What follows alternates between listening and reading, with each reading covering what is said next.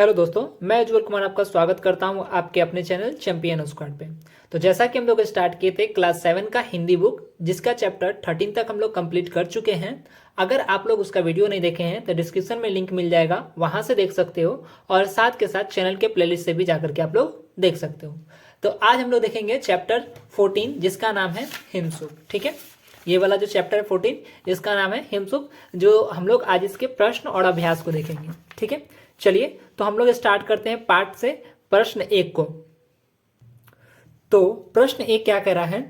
अवध नरेश राजकुमारों की परीक्षा क्यों लेना चाहते थे? ठीक है, इसका हम लोग उत्तर लिखेंगे।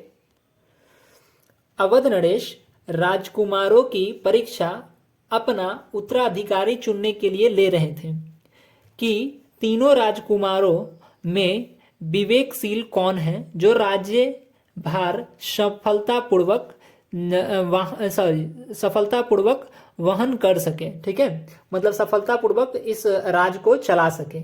इसलिए वह क्या कर रहे थे कि उन सभी का मतलब परीक्षा ले रहे थे एक तरह से। ठीक है, प्रश्न 2 क्या कह रहा है, इसको देख लेते हैं। प्रश्न 2 है, हिमसुक तो राजा के लिए भेंट लाया था, लेकिन वही भेंट उसे महंगी पड़ी, कैसे? ठीक है, ये उत्तर का, इसका उत्तर हम लोग अब लिखते हैं।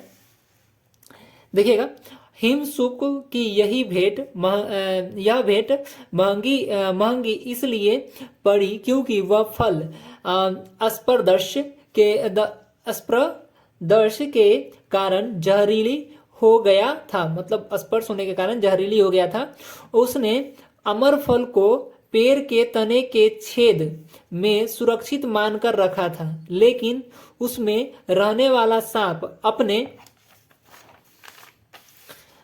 अपने दांत गड़ाकर उसे विषैला बना दिया। उस फल का एक टुकड़ा खाकर कौवा मर गया। कौवे की मौत से क्रोध राजा ने उसे मौत के घाट उतार दिया। ठीक है, ये हुआ। ठीक है, मतलब क्रोधित जो राजा थे वो मतलब हिमसुक को मौत के घाट उतार दिए। ठीक है, प्रश्न 3 देखिए अब क्या कर रहा है। प्रश्न 3 में है, राजा ने अपने तीसरे बेटे को ही युवराज घोषित क्यों किया? ठीक है, इसका हम लोग उत्तर लिखेंगे। राजा ने अपने तीसरे बेटे को ही युवराज घोषित इसलिए किया क्योंकि दोनों बड़े राजकुमारों की अपेक्षा तीसरा राजकुमार अधिक बुद्धिमान था तथा विवेकशील था। उसने हिमसुक की कथा सुनाकर यह साबित कर दिया कि किसी को दंड देने से पहले उसके जुर्म के बारे में पूरी जांच पड़ताल कर लेनी चाहिए, क्योंकि बिना जांच पड़ताल किए निर्णय लेने पर निर्दोष मारा जाता है, जैसे हिमसुक के साथ घटना घटी। और सच्चाई का भेद खुलने पर राजा को दुखित होना पड़ा था। तीसरे बेटे के सुझाव से राजा को पता चल गया कि तीसरा बेटा ही युवराज बनने योग्य है। इन्हीं कारणों से राजा ने तीसरे बेटे को युवराज घोषित किया। ठीक है, चलिए अब लोग प्रश्न 4 देख ले रहे हैं क्या कह रहा है। प्रश्न 4 में निम्नलिखित वाक्यांश किसने और किससे कहे? ठीक है, जैसे इसमें दिया हुआ है, तुम्हारी माँ भी तुमसे मिलकर इतनी ही प्रसन्न होगी। चलिए इसको हम लोग देख लेते हैं अपने कॉपी में। तो जैसा कि आपको दिख रहा होगा, कॉ में क्या कह रहा है, तुम्हारी माँ भी तुमसे मिलकर इतनी ही प्रसन्न होगी।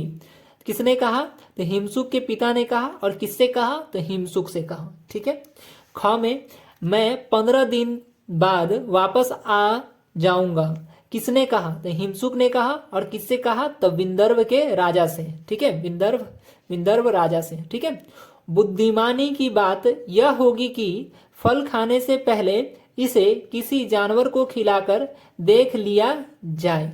ठीक है, इसका उत्तर हम लोग लिखेंगे। किसने कहा? तो मुख्यमंत्री ने कहा। और किससे कहा? तो ये कहा किससे? राजा से। ठीक है, चलिए घ में क्या कह रहा है? घ में कह रहा है, किसी को सजा देने से पहले इस बात का पूरा पता लगा लेना जरूरी है कि वह सचमुच अपराधी है या नहीं। किसने कहा? तीसरे राजकुमार से। किसने कहा? तीसरे राजकुमार ने कहा। और किससे कहा? किससे कहा? तो अपने पिता से कहा। ठीक है, तीसरा राजकुमार अपने पिता से कहा। किसने कहा? तो राजकुमार ने कहा। ठीक है, चलिए इतना समझ में आया होगा। अब हम लोग चलते हैं प्रश्न 5 पे। इसको देख लेते हैं। निम्नलिखित प्रश्नों के 4 विकल्प दिए गए हैं, जिनमें एक विकल्प सही है। सही विकल्प के सामने सही का निशान लगाइए। ठीक है, सही जो विकल्प है उसके सामने सही का निशान लगाना है। कौन नंबर में है? हिमसुक एक नाम है। क्या चीज का नाम है? एक जानवर का है, पक्षी का है, आदमी का है या जंगल का है? किसका नाम है? पक्षी का। बहुत अच्छा। चलिए अब हम लोग और भी देख लेते हैं। चलिए यहाँ पे देख रहा है, दिखाई दे रहा होगा। ख में क्या कर रहा है? किस देश के राजा के पास अनोखा तोता था? तो अवध, विंदर्भ, गंधार या फिर कौशल? तो ये था विंदर्भ के। ठीक है, चलिए अब अगला क्या कर रहा है? हिमसुक रात में कहाँ ठहरा था? पेड़ पर, पहाड़ पर, महल की छत पर या गुबंद में? कहाँ ठहरा हुआ था? बताइए जल्दी से। अच्छा, बहुत अच्छा, पेड़ पर। ठीक है, चलिए अगला क्या कर रहा है? जहरीली फल को राजा ने क्या किया? नदी क में सॉरी गौ का जो है पहला, नदी में फेंक दिया। दूसरा जलवा दिया, स्वयं खा गया या गड्ढे में दबवा दिया? क्या किए इनके साथ? ठीक है, तो गड्ढे में दबवा दिया गया। ठीक है, चलिए अब हम लोग पाठ से आगे के प्रश्नों को देख लेते हैं। पाठ से आगे के प्रश्न क्या कह रहे हैं उनको। तो जैसा कि आपको पाठ से आगे के प्रश्न 1 में क्या करा? सजा देने से पहले राजा को क्या करना चाहिए था? ठीक है, तो इसका उत्तर हम लोग लिखेंगे। चलिए इसमें लिखेंगे हम लोग, सजा देने से पहले राजा को हिमसुक से जानकारी प्राप्त करनी चाहिए थी कि अमृत फल विषैला कैसे हो गया। आने के क्रम में उसने फल को कहाँ रखा था, उस स्थान के बारे में पता लगाना चाहिए। हिमसुक के पिता से उस फल के बारे में पूछना चाहिए था, क्योंकि उसी के द्वारा वह फल राजा को भेंट देने के लिए दिया गया था। ठीक है, अर्थात राजा सजा देने से पहले उस फल के बारे में पूरी छानबीन करनी चाहिए थी।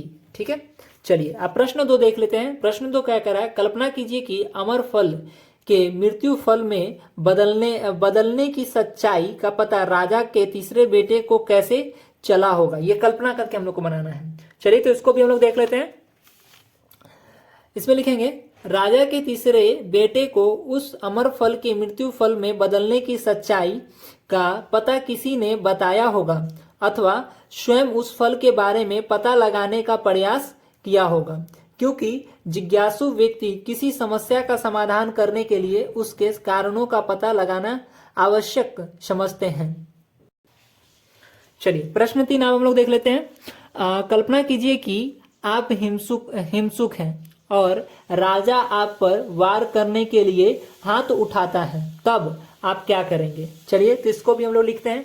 ये हम लोग को कल्पना करके इन प्रश्नों के उत्तर देने हैं। ठीक है, यदि राजा हम पर हाथ उठाता तो उस